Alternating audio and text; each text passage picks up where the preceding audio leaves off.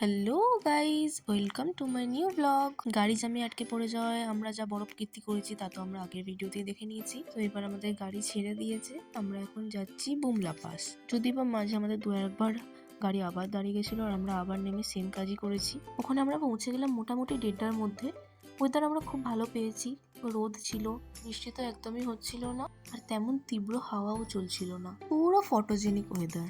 ওখানে পৌঁছাতেই driver uncle আমাদের বলে দেয় যে ওখানে কোনো ফোন বা ক্যামেরা অ্যালাউ নেই, শুধু সানগ্লাস আর ছোট পার্স আপনারা নিয়ে যেতে পারেন।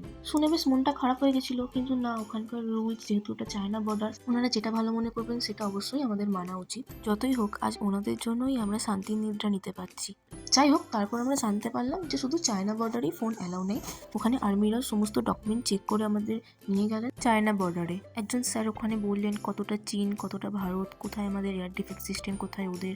চীনের একটা শিব মন্দির দেখা যাচ্ছিল এখান থেকে হালকা করে, আর দেখলাম তিব্বতের কিছু অংশ। এছাড়াও ওনারা ওই জায়গায় কিভাবে থাকেন, কিভাবে ওনারা ওনাদের জীবনযাপন করেন, ওনারা কোথায় কবে কিভাবে যুদ্ধ হয়েছিল, এসবও অনেক কিছু বলছিলেন। যেহেতু ওখানে ক্যামেরা বা ফটোগ্রাফি করার কোনো উপায় নেই, তাই ওনারা একটা সিস্টেম করে রেখেছেন। 400 টাকার কুপনের বিনিময়ে ওনারা একটা ফটো তুলে দিচ্ছেন আমাদেরকে, যে যে করতে চায়। তারপর সেই ফটোটা ফ্রেম করে আর নিজে সাইন করে আমাদের সবাইকে গিফট করছেন, যেটা আমার খুব খুব ভালো লেগেছে। চায়না বর্ডার থেকে বেরিয়ে এসে আমরা এবার পৌঁছাই বুমলা পাসে। মানে ওটা ওয়াকিং ডিস্টেন্সের মধ্যেই ছিল। ওখানে প্রচন্ড ঠান্ডা হয়, আমরা একটু কফি আর একটু ম্যাগি খেয়ে নিই। ওই আর্মি ক্যাম্পে অক্সিজেন থেকে আরম্ভ করে খাওয়ার দাওয়ার, চা কফি সবকিছুর ব্যবস্থা ছিল। যেমন মরুভূমির বালি, তেমন এখানে দূর দূরান্ত অব্দি শুধু বরফ আর বরফ। বাবা মাকে নিয়ে একটা রিল বানাবো এই শখের জন্য বাপ রে 3-4বার ট্রায়াল দেওয়ার পর, যাই হোক, তারপর ফাইনালি হয়েছিল। সবাই আমরা এই বছর মজা করেছি, বরফ ছোড়াছুড়ি করা, বরফ নিয়ে খেলা, খুব মজা হয়েছে।